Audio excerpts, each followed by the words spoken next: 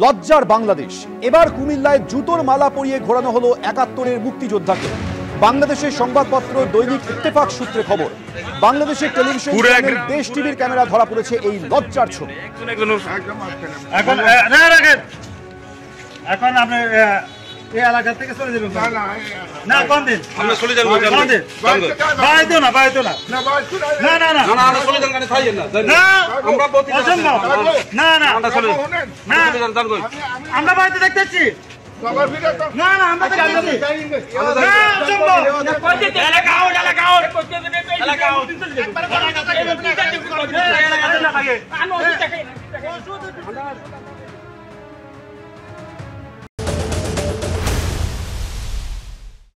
বাংলাদেশের কিছু মানুষ আছেন বলে মনে হয় না।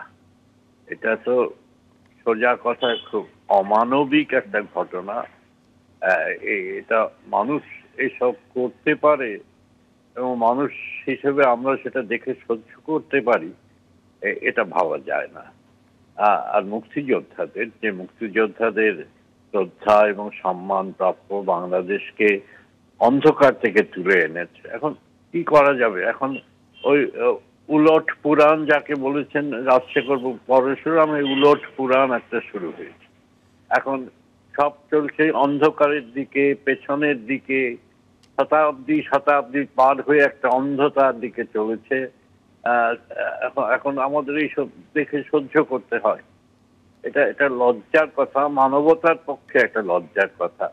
একজন প্রবীণ মুক্তিযোদ্ধাকে এইভাবে তারা অত্যাচার করছে তার উপর। এটা অমানবিক নিষ্ঠুরতার চরম বলে আমার মনে হয়। দেশ টিভির ভিডিওতে দেখা যাচ্ছে এই মুক্তিযোদ্ধাকে জুতোর মালা পরিয়ে ঘোরানো হচ্ছে। হেনস্থাকারীরা বলছিলেন এক গ্রামের লোকের সামনে মাপ চাইতে পারবেন কিনা, এলাকায় ঢুকবেন না, এই প্রতিশ্রুতি দিয়ে ওই মুক্তিযোদ্ধা ছাড়া পান। আর এই ছবি প্রকাশ পেতেই এপার বাংলার বুদ্ধিজীবীরা সরব হয়েছে।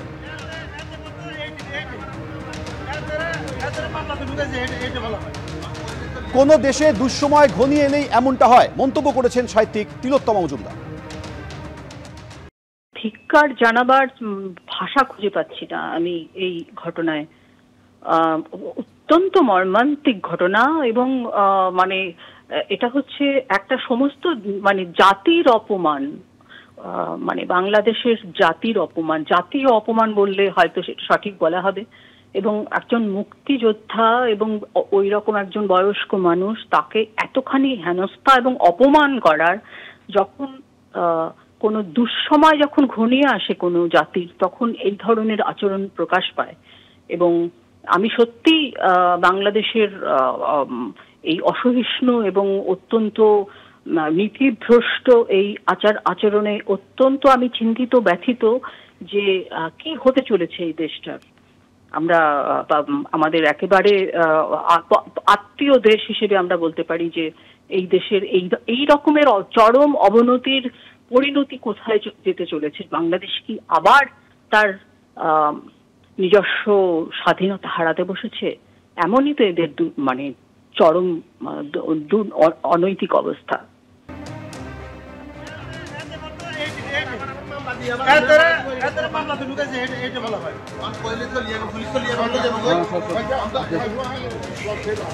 ভিডিওতে দেখা যাচ্ছে হেনস্থাকারীরা বলছেন যে এক গ্রাম লোকের সামনে মাপ চাইতে পারবেন কিনা, এলাকায় ঢুকবেন না, এই প্রতিশ্রুতি দিয়ে ওই মুক্তিযোদ্ধা এরপর ছাড়া পান।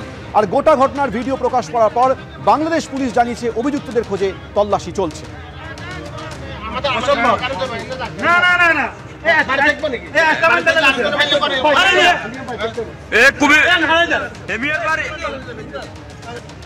ঠিকই আছে।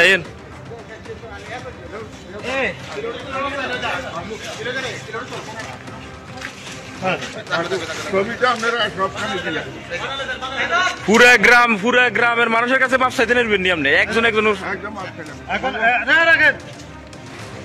আপনি এই এলাকা থেকে চলে যাবেন না? কোন দিন আমরা চলে যাব?